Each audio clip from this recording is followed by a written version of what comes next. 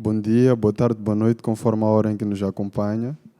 O nome deste evento é História por Trás da História e o propósito desta conversa é justamente perceber o processo criativo do escritor e, para tal, nós teremos nesta e nas próximas sessões um escritor, o editor e possivelmente um jornalista ou um crítico literário, que é justamente para exprimir o escritor no sentido de nos ajudar a perceber como é que acontece o livro. E para esta primeira sessão temos o Edmilson Mavi com o livro O Homem que Comeu o Hospital, que é uma edição da Fundação Fernando Leite Couto, cujo editor foi justamente Celso Muyanga. Então, nos próximos instantes, vamos ter aqui uma conversa informal, na qual tanto o editor, assim como o escritor, vão contar-nos como é que este livro acontece e como é que nós temos ele à nossa disposição, nas nossas prateleiras. Ótimo, obrigado. Boa noite, Edmilson, bem-vindo à conversa. Boa noite, muito obrigado, Celso. Lembras de quando é que foi, quando é que enviaste o original do Homem que Comeu o Hospital? O original, sim, eu lembro-me, foi 3 meses depois da abertura, da inauguração da casa, não é, da fundação, e foi precisamente em julho, algum dia aí no meio de julho, vim deixar aqui a obra original nas mãos do Mário. E, bom, depois foi aquela sessão de espera, já uma ansiedade, depois vieram outros sentimentos que eu acho que até, se tivesse que apontar o dedo à fundação, seria responsável por uns 3 dos meus infartos se eu não conseguisse gerir bem a ansiedade. Não é? Sim, mas então depois vieram lá uma série de histórias por trás desta história agora. Sim. Então, eu acho que é isso que os nossos amigos querem saber lá em casa, mais ou menos a história por detrás da composição deste O Homem que Comeu o Hospital, que não foi o primeiro título. Sim, não foi. Não foi longe de até de ser, porque nem texto havia ainda do Homem que Comeu o Hospital. Aquilo era os dias do dia a dia. Exato, eu ainda vejo aquilo bem escrito naquela página 4, os dias do dia a dia. E vim deixar aqui, depois fui-me embora. Confesso, naquele dia não fiquei à espera de nenhum feedback. Fiquei um mês, eu tinha aprendido a esperar um pouco, não é? Fiquei um mês, um mês passou, o segundo passou. Eu ia visitando a casa, não na expectativa de me chamarem para discutir o livro, não. Eu só visitava a casa porque queria um pouco de cultura, um pouco da casa que viria a ser, se calhar, esta que foi. Não é? Então, vim algumas vezes, outras vezes não, porque eu na altura trabalhava muito mal, tinha uns turnos, fazia o trabalho em turnos. E até o dia em que recebi a chamada. Um ano e meio depois, aquilo foi em julho, só para vir me despertar outras, quer dizer, para vir me instigar me causar outras ansiedades. Eu já tinha aprendido a não ter mais ansiedade, mas continuava a escrever. E exatamente a pergunta de Celso foi: Edmilson Mavi, ainda estás a escrever? Ainda continuas a escrever? Eu era estranho, o primeiro número eu não conhecia, e quem é esse que está a me ligar e perguntar se ainda escrevo? Eu disse, sim, ainda escrevo. Eu, na altura, estava a caminhar assim, lá pela 24 de julho, a caminho de serviço, vinha da Matola. Então, eu disse, sim, continuo a escrever. Então, ele lá foi falando, aquela voz, nós recebemos aqui a tua proposta, pode passar por cá para conversar. Eu não esperava vir conversar sobre o livro, eu esperava vir lançar o livro. Então, aceitei vir conversar. E a partir daquela data de um ano e meio, aquilo foi final de 2016, novembro de 2016. Então, vim conversar com o Celso. E até agora já pergunto por que é que me chamou para conversar naquele dia. Sim, porque a pergunta que sempre quis fazer nunca fiz por... Não, esperava que fosse um momento igual a este, que houvesse um público para saber disto, não é? Por que escolheu o livro? Porque eu acreditava até que, por causa do tempo que aquilo levou, um ano e alguns meses, eu pensei, não, eles têm muito trabalho, é uma nova casa, eles estão a receber muitas propostas. E eu ia vendo saídas, não estou a ver nenhum novo escritor aqui, ninguém está a sair. Então, que está acontecendo com o trabalho da casa? Agora diga-me, Celso, por que me chamou aqui para conversar? Opa, é uma resposta longa, mas posso dar em 5 minutos. Então, eu liguei para ti naquela tarde porque o nosso processo de triagem dos originais é uma coisa morosa e por vezes é mesmo um feeling, não é? Acontece.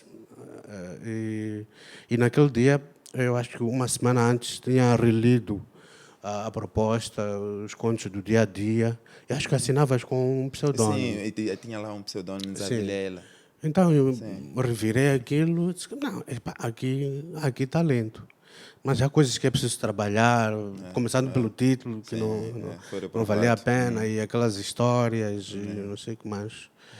Então, disse, opa, deixa lá ligar para o Edmilson, porque não foste só tu. Liguei para mais 2 ou 3 pessoas. É muito importante ter esses momentos de... Quero me tirar o prazer de ter sido o único. Não posso, não. Não, pelo menos para o teu número, foste o único.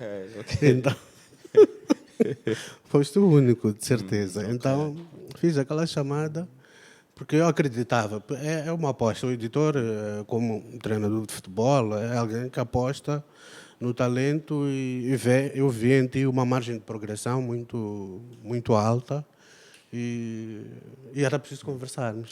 Então, quando conversamos, senti que também estavas disponível e tens capacidade de trabalho e tens, como é que posso dizer, isso não posso partilhar assim tão detalhe, mas tens um talento próprio, uma graça em termos... Os teus textos têm humor. Isso é uma coisa que é preciso ter. É preciso ter. A arte precisa disso. Isso não pode morrer, não? Isso não pode morrer. E também ter um título fabuloso como este. Mas este foi resultado de muitas vivências, por assim dizer, muitas experiências, porque eu me lembro das conversas, dos títulos que eu fui inventando. Porque já o título eu inventava, porque eu escrevi textos e não tinha um título. Ficava naquela, mas por que eu vou ter que pôr um título? Eu acho que até isto é uma aposta para a próxima evolução, livros sem título. Não é? Colocamos só a pessoa, abre o livro, já tem lá os textos. Pode funcionar. Sim, porque o trabalho de dar o título é aquilo que eu vivi com o Celso aqui. Depois dos dias do dia a dia, veio um outro título, era o Dia Sem Registro e Outros Contos. Não funcionou também. Então, fiquei naquela. E depois, por uma proposta, por acaso, vou até contar este episódio que se seguiu depois daquela conversa, porque o Celso começou a me dar livros, a me propor, a me sugerir leituras. Eu queria lançar livro, não queria ler mais. Né? Mas eu entendia que aquilo precisava, era se calhar um cartão de entrada. Não é? Então, o primeiro livro que o Celso me sugeriu foi O Mistério da Cripta Assombrada, de Eduardo Mendonça. Sim, um escritor espanhol. Exato. E aquilo foi... eu gostei daquele livro, marcou-me porque tem um pouco disto que eu acho que vale a pena trazer, um pouco deste humor que eu acho que vale a pena trazer nos textos. É uma história de um doente mental, alguém retirado da psiquiatria para ir fazer uma investigação sobre umas mortes. Quer dizer, já por ser um doente psiquiátrico não é credível o que ele vai dizer, mas ali naquele texto é credível o que ele diz. Então... e depois surgiu-me então este conto, esta história do homem que comeu o hospital. Foi o último texto a ser criado, e que a escolha do título já foi mesmo aquele... eu não tenho palavras para descrever isto, como é que foi já decidir que seja o homem que comeu o hospital, mas que foi alguma coisa que o Celso sugeriu na altura, que tinha que ser alguma coisa que despertasse a atenção. Né? E lá ficou o homem que comeu o hospital. E tive que abandonar o meu pseudônimo, coitado dele. Mas ainda penso em escrever sobre ele, sobre esse pseudônimo. Mesmo por a sugestão do editor, eu até já agora pergunto, por que mesmo eu tive que... Na altura deu uma explicação, mas diga de novo, porque sugeriram. Porque retiramos o pseudônimo já... uma coisa é a identidade literária e depois é preciso que o nome fique. E aquele, acho que o Manzene... Nzavilela. Nzavilela, epá, é uma coisa que pode ficar, se calhar, para um sentido comunitário, né? As pessoas que falam Xangana ou Ronga podem lembrar-se do título, mas os outros que não falam. E depois há muita gente que já te conhece como Edmilson. E se tu trocas isto agora, já nesta idade, pá, já é um problema ligar o autor. Eu acho que da explicação, sim, foi inspirada numa coisa que aconteceu com Simeão Cachamba. Em 2013, eu publiquei o livro dele.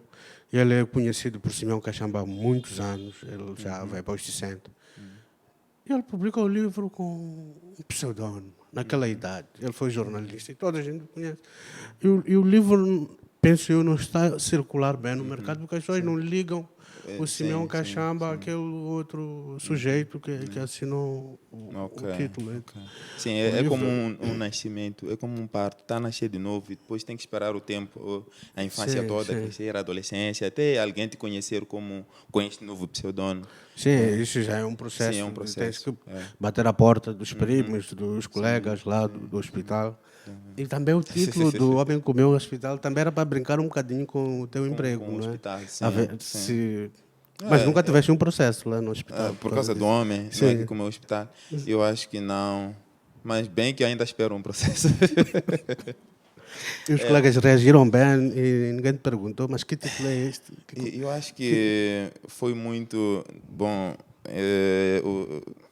Mas dessa parte foi um pouco estratégico usar isto, porque primeiro é aquela coisa, há quem eu consegui perceber que no meio de cada um deles há quem acha que realmente alguém comeu o hospital, de várias formas. Sim. Então, as pessoas vão buscar o livro porque querem ver será que é o diretor que comeu? Será que é o diretor administrativo que comeu? Será que é alguém das finanças que comeu? Porque, quer dizer, alguém vai inventando sempre um sujeito que come o hospital, porque ele é comido de várias formas. Sim. Então, e as pessoas vêm aqui buscando a veracidade dos fatos. Será que é este hospital que foi comido primeiro ou se foi o outro? Porque também eu acho que alguns outros hospitais estão a ser comidos, só não sei como. Podemos falar sobre isto no dia em que falamos sobre os hospitais, não é? Sim, é um tema. Sim, mas despertou muito interesse. E recordo-me que no ano passado, nas jornadas científicas do HCM, do hospital, eu fui para lá e fui pedir uma mesa para vender o livro. Não é? E acredita, aquilo foi uma coisa que eu não esperava. Teve uma recessão que eu não esperava. Acho que só naquele dia vendi uns 37 livros. Sim. Então, foi bom. Não me arrependi e até hoje ainda me exigem outro livro, outra forma de comer o hospital. Então, deu certo. Então vamos dizer o Homem que Comeu o Hospital, parte 2. Exatamente, como é que pensas fazer? parte 2. Queres manter o título? O Homem que Comeu o Hospital, parte 2. Sim, acho que funciona. Acreditas nessa história de que um escritor só escreve um livro? Um livro. Ouvi isto outra vez com Luís Rufato. Eu fui a uma como é que eu chamo isto? Foi uma oficina literária com Luís Rufato. Foi no Centro Cultural, sim, em Brasil, Moçambique. Então, ele dizia que ele escreveu um livro. Eles eram muitos cavalos. Eles eram muitos cavalos, sim. Então, e que de lá para cá ele sente e os outros também sentem que ele só escreveu aquele livro. Os outros livros que vêm são aquele livro que ele escreveu. Então, não sei se eu vou ser assim, não é? Não sei, mas eu acho que o escritor escreve um livro a cada momento que tira uma obra, é sempre um livro. É verdade que eu acho que aqueles que conseguem rastrear um certo modelo de personalidade literária podem encontrar um pouco disto em cada obra, um pouco de semelhança, ou um pouco das histórias em cada uma, mas eu acredito. Nem 100% disto. Não é lançar só um livro, escrever só um livro, depois os outros o que são? Quando o escritor só escreve um livro. Os outros são... Não, a ideia é do escrever uma obra quer dizer, é o DNA, né, Sim, do sim. escritor, porque ele tem um registro, mas também isso depende. Sim. Eu acredito que tu não vais escrever só um livro, porque tu consegues variar também, Sim, quer a e nível das temáticas, quer a nível do próprio registro, e acho que consegues dar a volta, dar a volta por cima. São Acreditas estes nisso, né? desafios, consigo. Se conseguir agora, vai ser outra vez. Eu acho que isto também dá um pouco de segurança e um pouco de determinação quando eu vejo que os outros também vão escrevendo e vão trazendo novidades. E eu sinto que as histórias não acabaram, então eu ainda tenho mais histórias e outras abordagens, Sim. porque venho lendo, acredito, e vou dizer, talvez, o Celso está a ser um bom guião, não é, para mim, porque vem me sugerindo obras de lá para cá, desde aquele dia que eu vim para conversar, nunca parei de ler livros que vem me sugerindo. São diferentes abordagens. Ok. Li o Eduardo Mendonça, li o Anton Chekhov, li o Milan Kundera, consigo mesmo. E eles trazem sempre uma abordagem diferente. E é isto que eu busco, um pouco de alguma coisa, um pouco de outras abordagens para dar uma certa reviravolta nos textos. Não quero ser aquele Edmilson que só escreveu desta forma. Eu acho que é possível criar outras formas de escrever. Sabes que eu, por vezes, quando sugiro livros ou sugiro coisas, eu faço aquilo como se fosse um castigo. Não Mas é? tu consegues ler Sim, mesmo por mas não prazer. deixa de ser castigo. Não deixa de ser um castigo. Não deixa. Ah, eu gostava de perceber, em relação ao editor, ao receber os textos, para além de ser castigo, a sugestão dos textos que dá, também é em função do que encontra lá e pensa que pode se catapultar, pode amadurecer. O que encontrou no Edmilson que lhe levou a sugerir as sugestões de leitura que deu? O que eu encontrei é este potencial, não é? E ao sugerir outras obras era que o potencial do Edmilson crescesse, não é? E ele também tivesse um outro olhar para a história, também para o seu próprio processo criativo. Eu acho que o primeiro livro que ele leu marcou-lhe profundamente e é por isso que acabamos tendo um título diferente, porque eu olhava, eu encontrava como é que ao ler o Edmilson, ia como é que posso falar, fosse um download, né? Ia descarregando outros autores que eu sentia que não, esta voz do Edmilson, se ele for a ler um outro autor como o Eduardo Mendonça, uma coisa maluca, ele vai dar o salto. Então, eu sinto que ele de facto deu o salto, porque aquilo é uma história do tipo do Tosso Granhes. Eles estavam a jogar futebol, né? Tinham entrado a matar. Exato, Acho que tinham começa entrado a assim matar, exatamente, o tinham entrado texto. a matar. E então, é um tipo que é tirado de um campo de futebol, lá da psiquiatria, e que vai investigar uma coisa.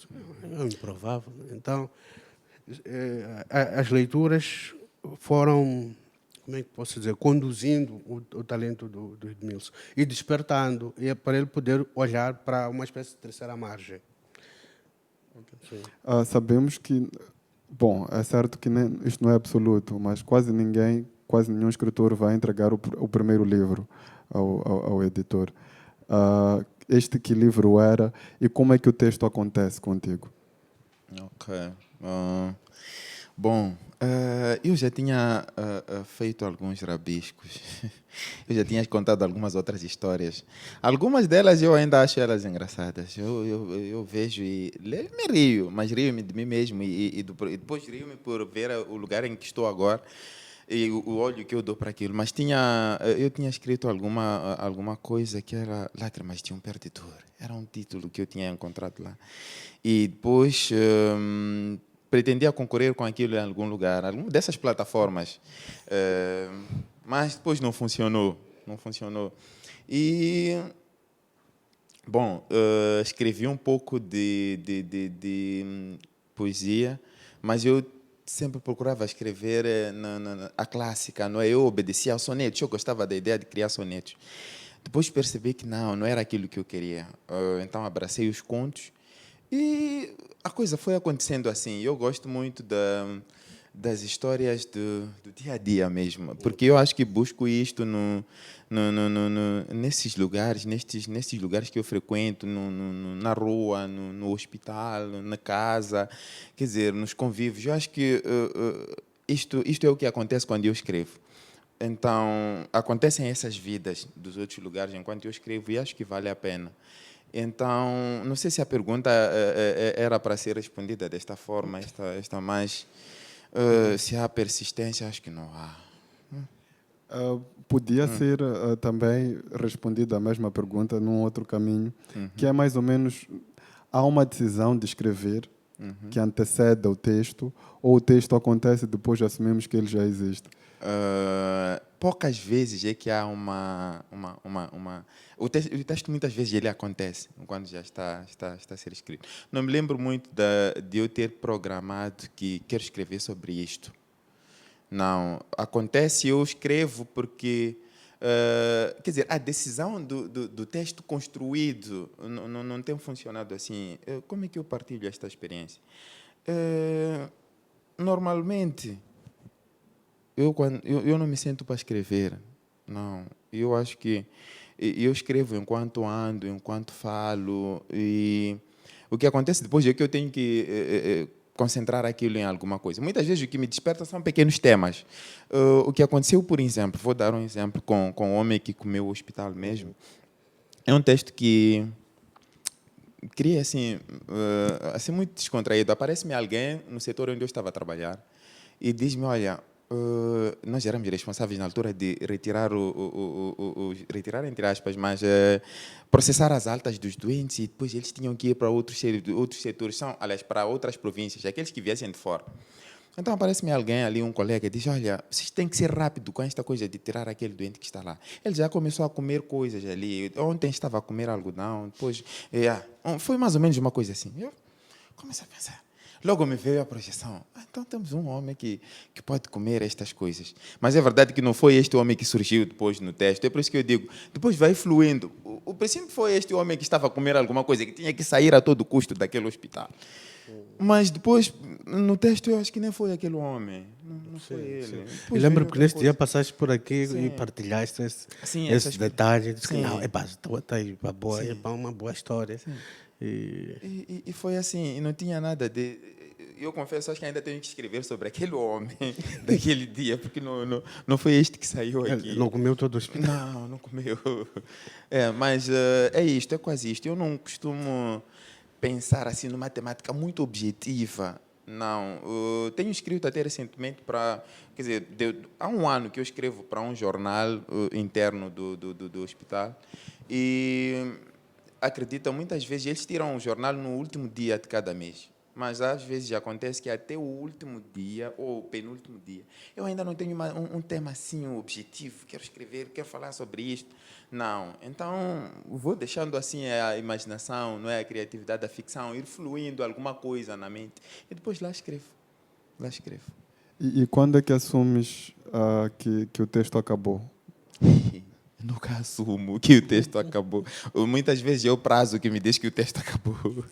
Porque eu determino que, olha, o texto tem que sair. Mas só quando o prazo começa a me apertar é quando eu digo que o texto acabou. Eu acho que estes textos que estão aqui ainda não acabaram. Então, eu sempre que leio o texto, eu acho que isto é uma angústia, é uma coisa que acontece com todo escritor. Olhar para o livro e depois achar que não, aí lhe falta alguma coisa, aquele texto não acabou. Isto também lembro-me por causa de um filme de Secret Window, A Janela Secreta, de um escritor que depois é perseguido por um heterônimo, um pseudônimo. Não, um pseudônimo, sim. Ele cria um pseudônimo, escreve uma história e depois ele é perseguido. Não é pseudônimo, não é heterônimo. Alguém que ele cria dentro do texto e que vem reivindicar que aquele texto não termina assim. Aquele livro não é assim que tem que terminar.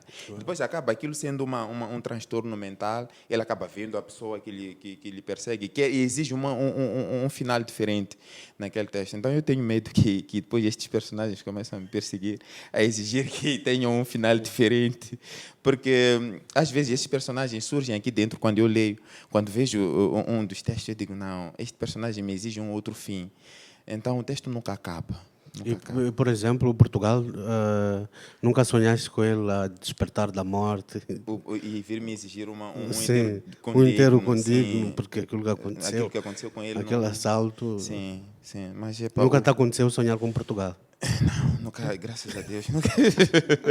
Portugal é um dos personagens Do primeiro texto, o sim, assalto a um cemitério, sim, assalto ao sim. cemitério. Morreu Portugal, Santos começa assim. Portugal, sim, Ok. sim.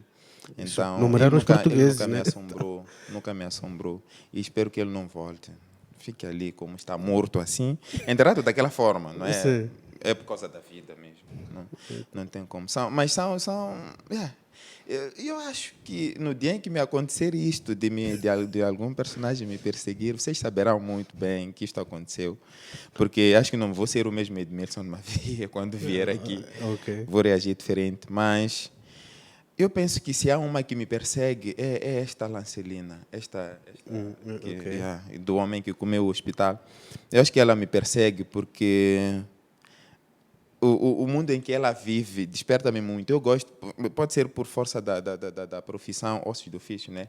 Por ser psicólogo, de alguma forma, eu sinto que a doença mental quer dizer, é um despertar de muita coisa. Eu aprecio o doente mental, de certa forma, peço aspas nisto, mas eu aprecio o doente mental, a criatividade que ele tem e a forma como ele acredita nas coisas.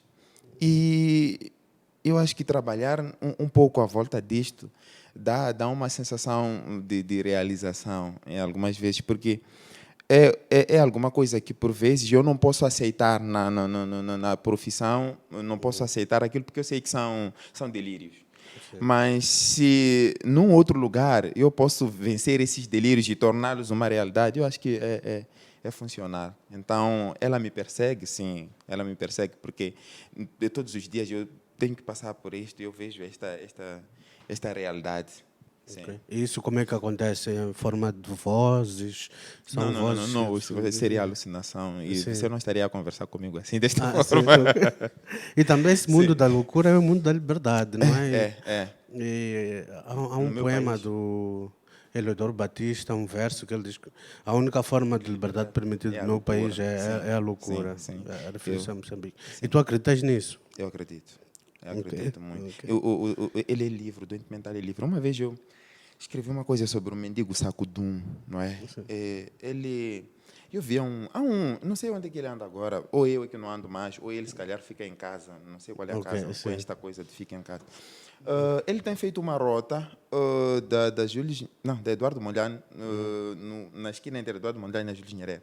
Sim. Ele anda com um sacudum, eu digo sacudum, aquele saco grande, cheio Sim, de alguma sim. coisa. Ok. Quem dera até um dia podermos vasculhar aquilo que ele traz, porque ele carrega aquilo com tanta determinação, tanta entrega. Ele anda, depois entra pela Tomás Nduda, é como se seguisse mesmo o sentido dos carros. Eu nunca segui ele até o fim, porque depois é aquela coisa, depois seria conotado eu de estar ali seguir. Mas ele todas as vezes, todas as manhãs, eu cruzava com ele, eu ia trabalhar, ele ia lá.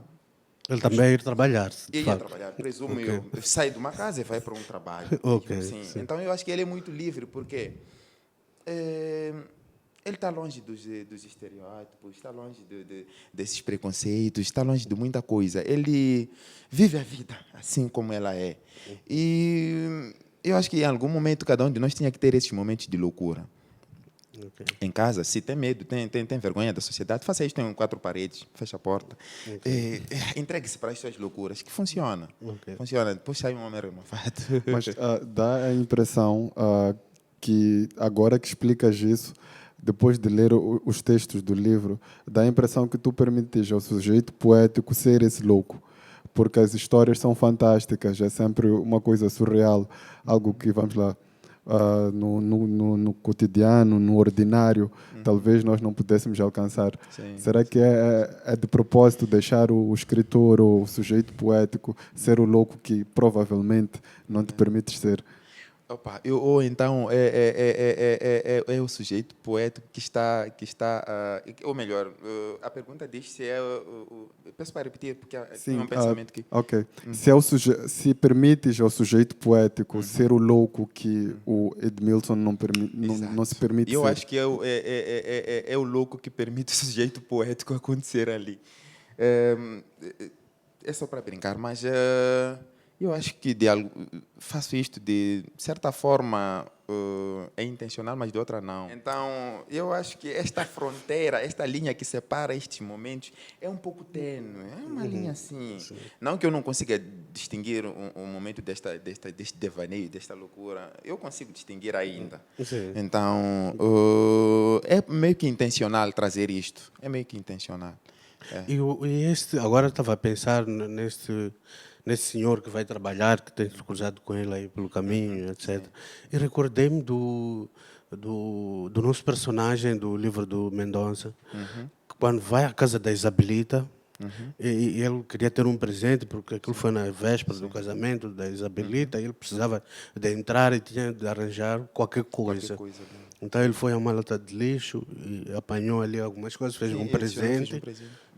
Boa tarde. Sim. Eu vim ter com a Isabelita para a plana, porque tenho E foi um presente. sim, aquele espanto. Primeiro, consequente. a natureza do presente. Quer dizer, eu acho que até as ações das pessoas, porque eu acho que se nós dessemos uma roupa decente, lavada, passada a ferro, assim, a um desses doentes mentais que andam, eu acho que eles enganavam qualquer um, porque são pessoas. Sim.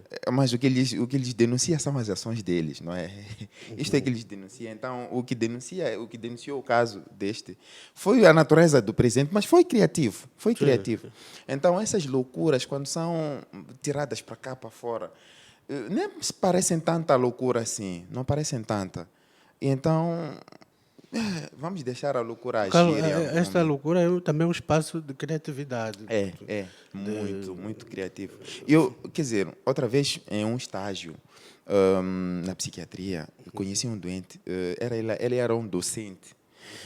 Ele disse assim, eu não sei o que lhe levou àquele estado, mas ele disse assim, eu na minha aula de biologia, quando eu ensinasse, e vou falar em Xangana que ele disse, depois eu posso traduzir, não sei se a tradução será fiel, mas ele disse, "Mine anual tsuvula ntumbula."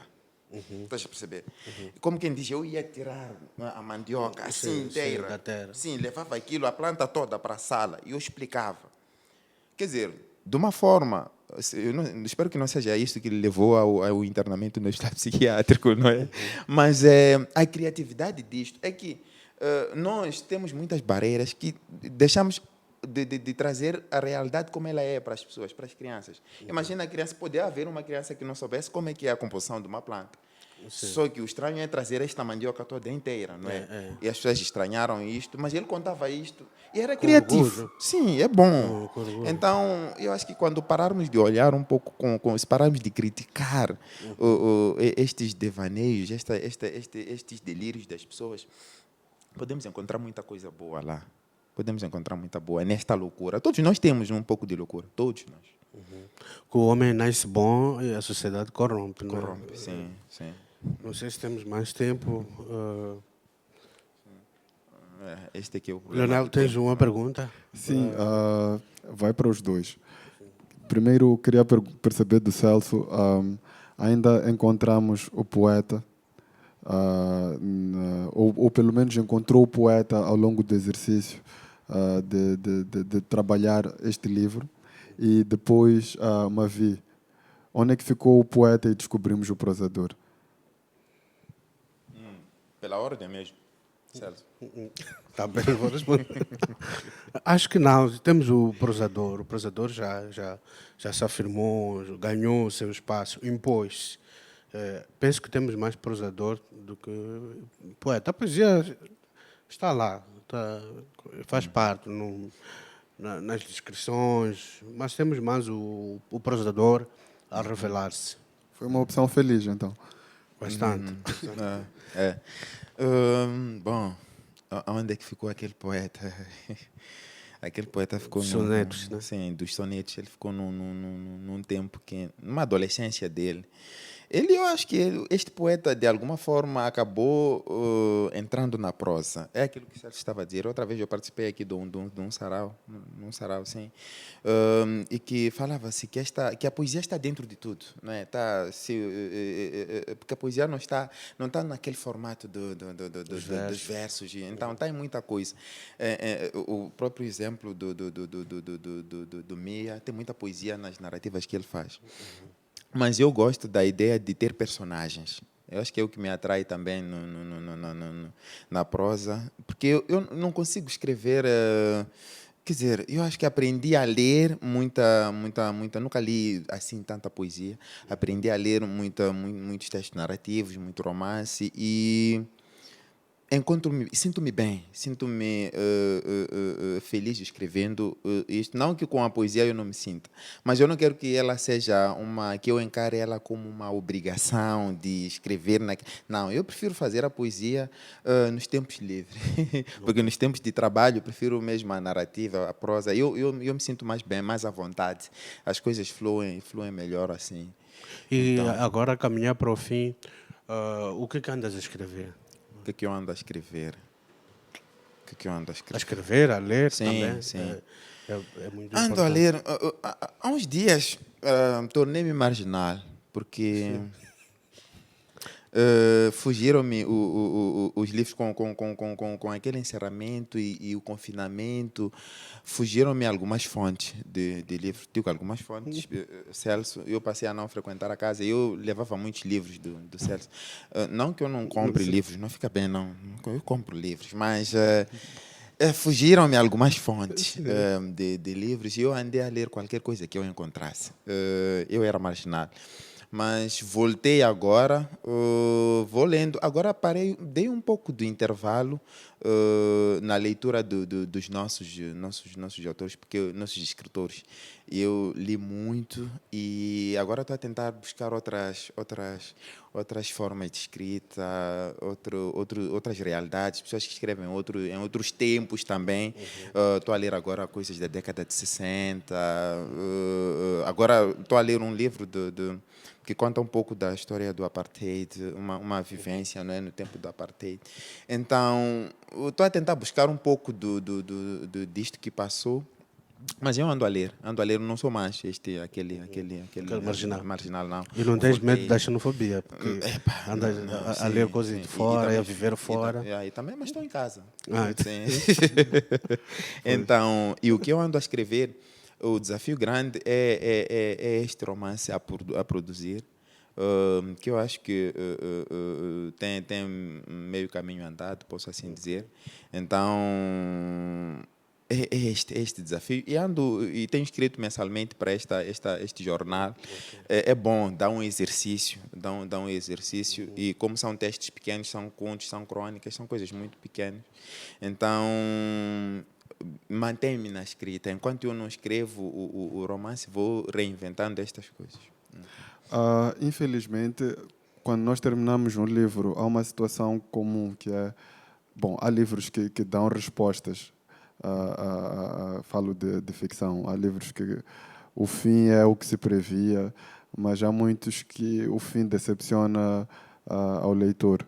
Acho que estamos numa destas situações em que vamos ter que decepcionar a nossa audiência. O propósito desta conversa era justamente provocar ao leitor, né? Curiosidade. E convidar a todos para lerem O Homem Comeu um Hospital. Também, então, sim. em parte. E pronto, podem partilhar as perguntas, as dúvidas que tiverem em relação ao que esteve aqui a se conversar nos comentários, que depois tanto a Fundação assim como o Edmilson terá a atenção de responder as possíveis. E pronto, obrigado por nos terem acompanhado. Boas leituras. Muito obrigado por isto. Até.